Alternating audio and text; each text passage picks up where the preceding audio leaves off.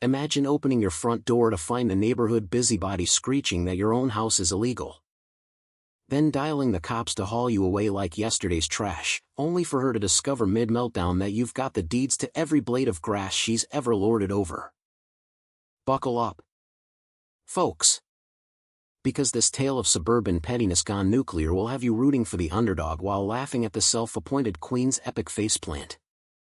In the sleepy suburb of Willow Creek, nestled in the heart of upstate New York, life was supposed to be all picket fences and potluck dinners.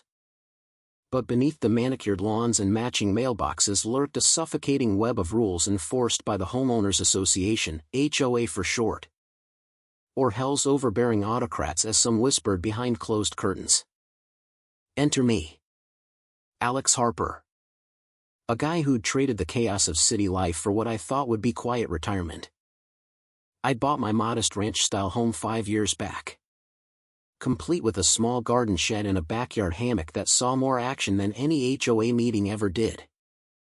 I kept to myself, mowed my lawn on schedule, and paid my dues without a peep. But quiet guys like me were prime targets for power-hungry types who sniff out nonconformity like bloodhounds on a fox hunt. Karen Beaumont was the undisputed HOA president, a woman in her mid-50s with a perm as tight as her grip on the neighborhood bylaws.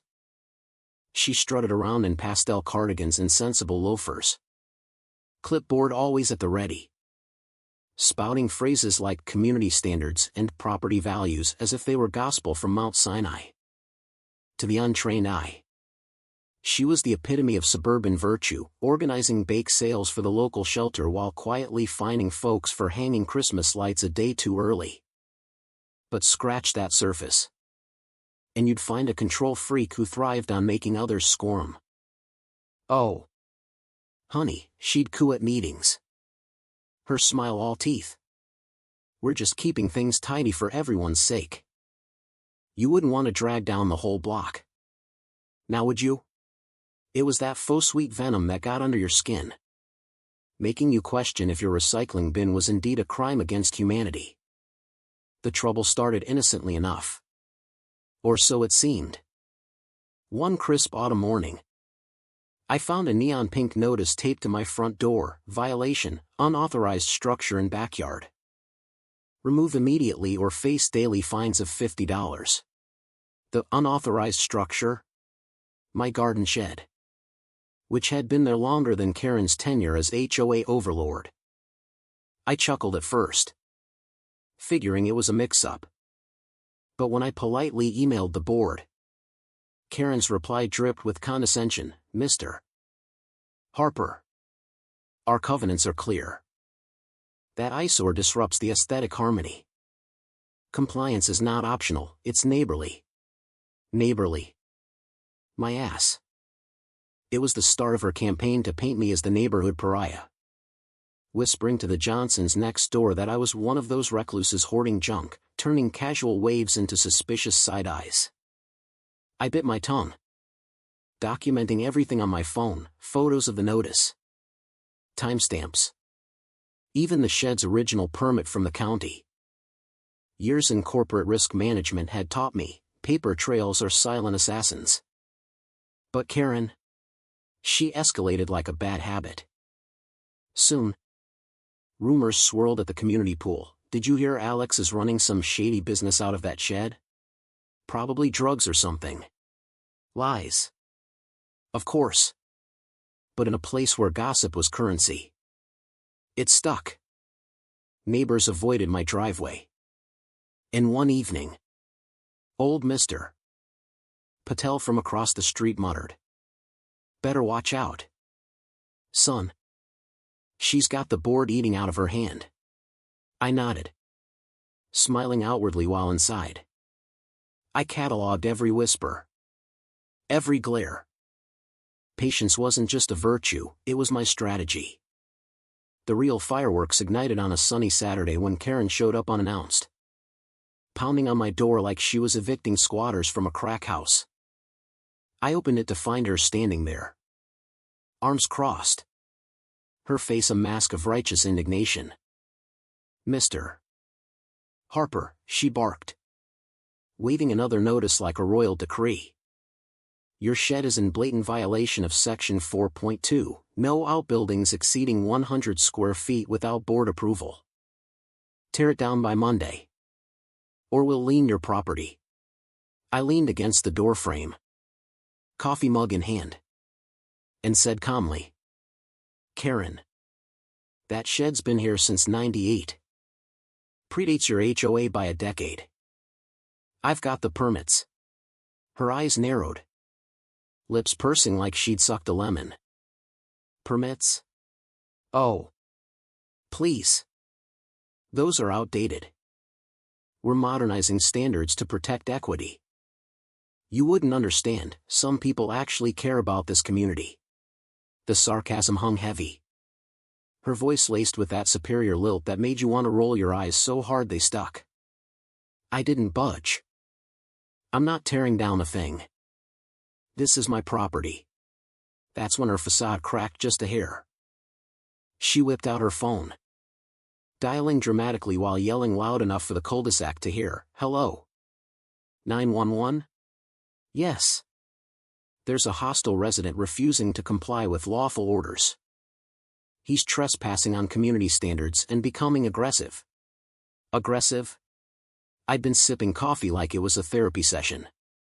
But there she was, performing for an invisible audience, her free hand gesturing wildly as if I were wielding a chainsaw.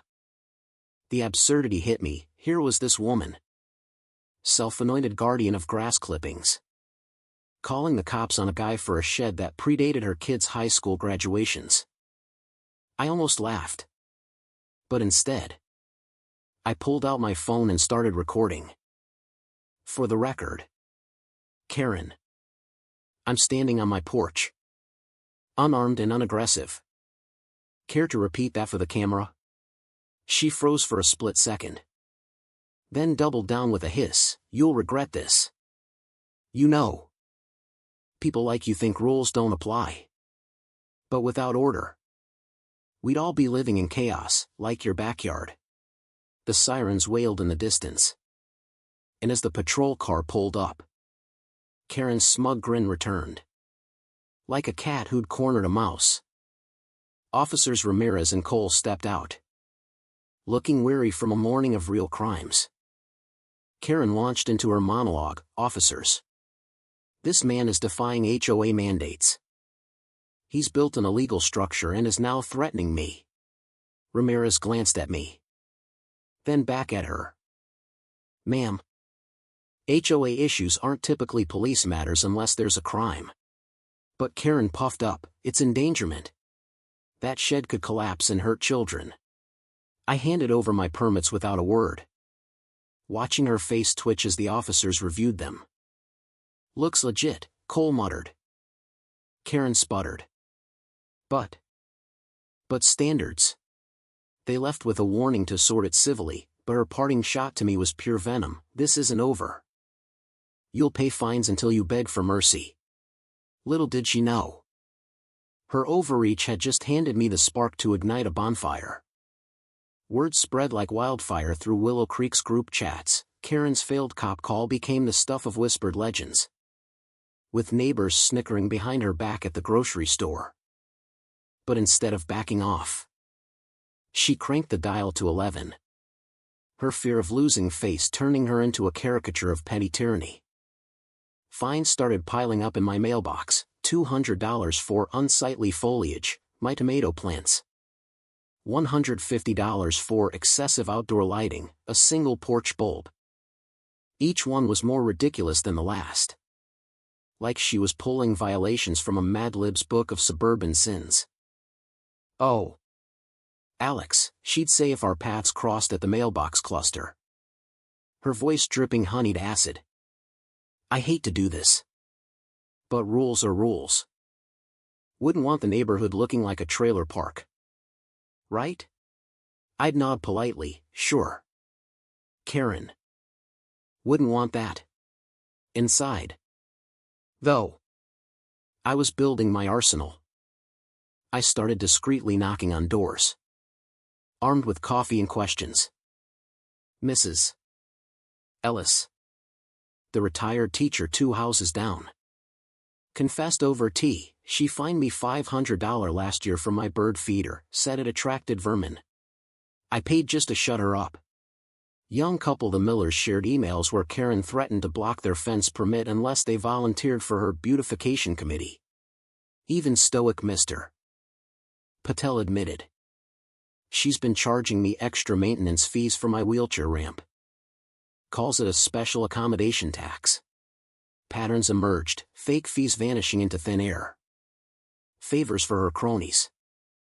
And a ledger that smelled fishier than week-old tuna. I cross-referenced everything with county records online. Uncovering discrepancies, HOA funds earmarked for park benches but funneled to a landscaping company owned by Karen's brother-in-law.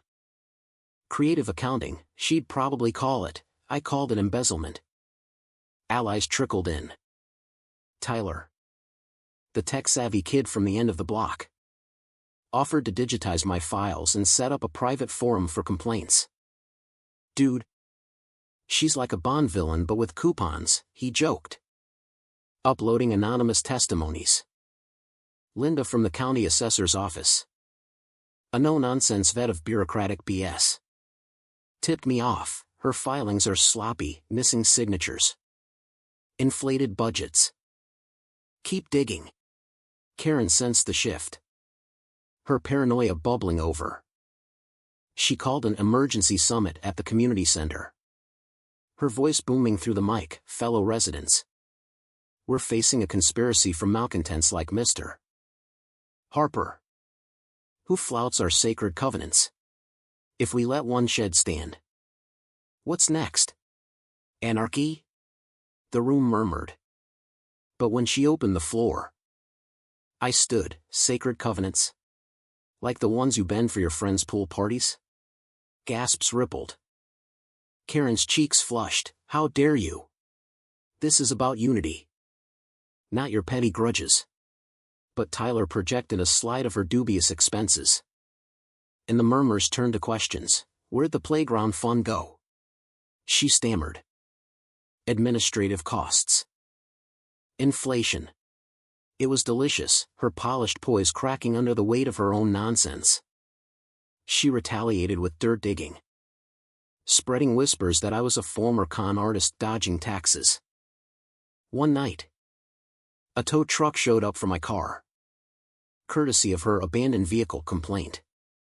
Oops, she smirked when I confronted her. Mistakes happen. But each stunt backfired. Adding fuel to my growing dossier. The neighborhood chat exploded with memes, Karen's face photoshopped onto a dictator's body. Captioned Bow to the Bylaw Queen.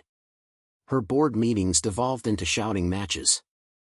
Her once loyal sycophants peeling away as the absurdity mounted. Unity my foot, one defector emailed me. She's just scared of losing her parking spot at the clubhouse. The tension simmered. A pot ready to boil over.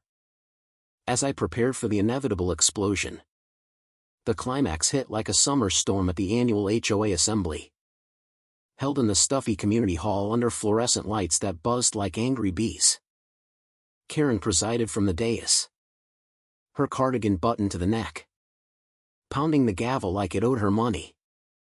Order! Tonight, we addressed the cancer eating at our community, non-compliance from agitators like Alex Harper. The crowd shifted uneasily. A mix of her dwindling fans and the curious masses drawn by the drama. She launched into a tirade. His shed is a blight. A hazard. And now he's spreading lies to undermine me, us. We must vote to enforce maximum fines and seek eviction. Her voice cracked on eviction, eyes wild with desperation. I rose slowly. Folder in hand. Heart steady as a metronome. Before we vote. Karen. Let's chat about real hazards, like your administrative fees that bought your brother-in-law a new truck. I slapped down bank statements. Projected for all to see. The room inhaled sharply. Or how about the emergency fund that vanished after your spa weekend? Whispers turned to outbursts. Karen leaped up. Fabrications. He's hacking my accounts, call security. But Tyler hit play on a video montage, clips of her berating neighbors. Emails bragging about squeezing the suckers, audio of her laughing off complaints. Oh. That old bat Jensen? She'll pay anything if I threaten her garden gnomes. Mrs. Ellis stood, you find me for birds. But pocketed the cash. The Millers chimed in, our fence. Denied until we donated to your campaign. Chaos erupted, shouts.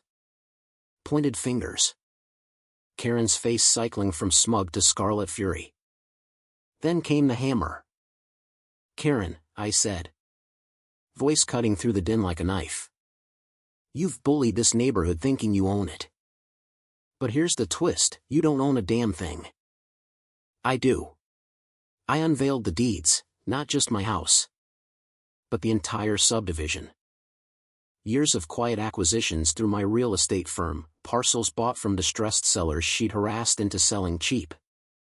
The hall fell silent. Then exploded in gasps. The clubhouse? Mine. The park? Mine. Even your precious cul-de-sac? All under my holding company. Karen's jaw dropped.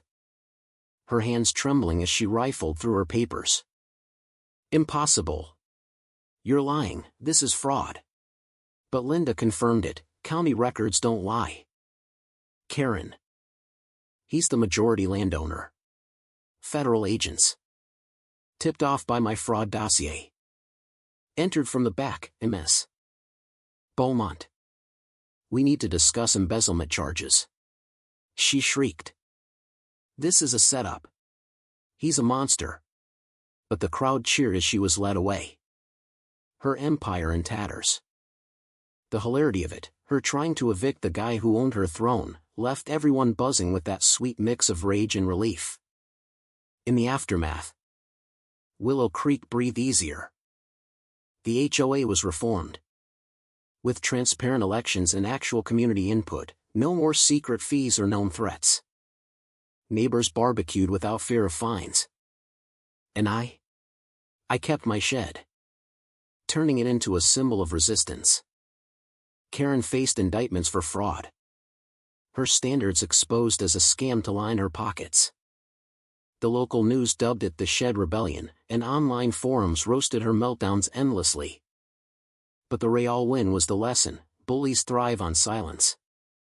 But facts and unity stripped them bare.